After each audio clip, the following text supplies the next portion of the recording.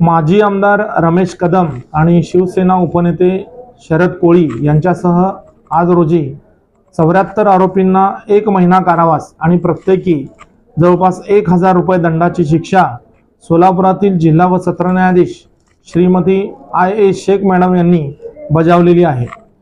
याबाबतचा खटला आमच्या कार्यालयातील सरकारी वकील कविता बागल मॅडम यांनी चालवलेला असून याची सविस्तर हकीकत अशी की दिनांक 4/7/2015 रोजी मोहोळ येथील शिवाजी चौक या ठिकाणी माजी आमदार रमेश कदम व शिवसेनेचे उपनेते शरद कोळी यांच्यासह सर्वांना माननीय अपर जिल्हा दंडाधिकारी साहेब यांचे जमावबंदीचे आदेश लागू असताना देखील त्यांनी त्या आदेशाचं पालन केलं नाही आणि बेकायदेशीररित्या जमाव जमून मोहोळ येथील शिवाजी चौकातील हायवे रोडच्या जागेमध्ये बेकायदेशीररित्या जबरदस्तीने प्रवेश करून हायवेला लावलेली जाळी तोडून शासकीय मालमत्तेचं सुमारे 1,32,500 रुपयांचं नुकसान केलेलं होतं आणि बेकायदा जमाव जमून त्या ठिकाणी गोंधळ करण्याचा त्यांनी प्रयत्न केलेला होता।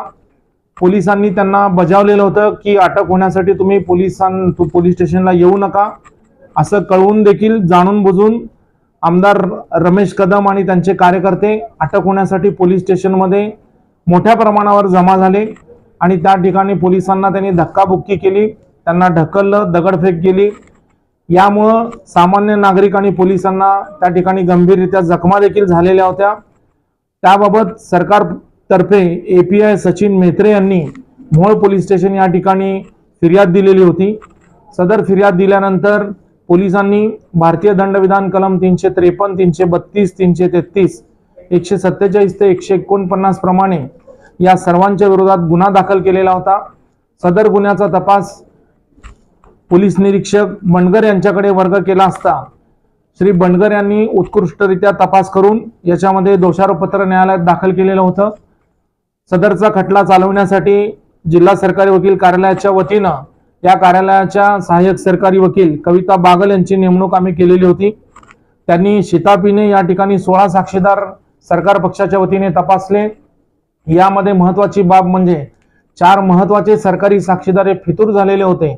असं असताना सुद्धा कविता बागल यांनी उत्कृष्टरित्या त्या फुटीर साक्षीदारांचा उलट तपास घेतला आणि याच्यामध्ये फिर्यादी, तपासी अंमलदार, वैद्यकीय अधिकारी, शरद कोळी यांचे अंगरक्षक पोलीस कॉन्स्टेबल, व्हिडिओग्राफर, फोटोग्राफर यांच्या सर्व साक्षी या ठिकाणी महत्त्वाच्या ठरल्या।